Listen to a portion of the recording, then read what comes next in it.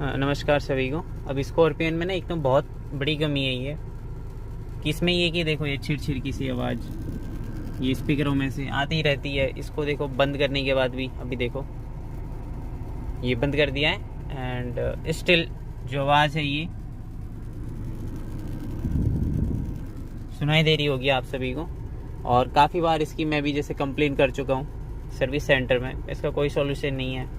Battery से जो connection होता है वो भी हटा के देख लिया, उसके बाद लगाया एंड स्टिल आवाज़ ही आती रहती है, बहुत इरिटेटिंग करती है ये आवाज़। एंड अभी मैंने कार है जो इग्निशन बंद कर दिया है एंड स्टिल ये आवाज़ आ रही है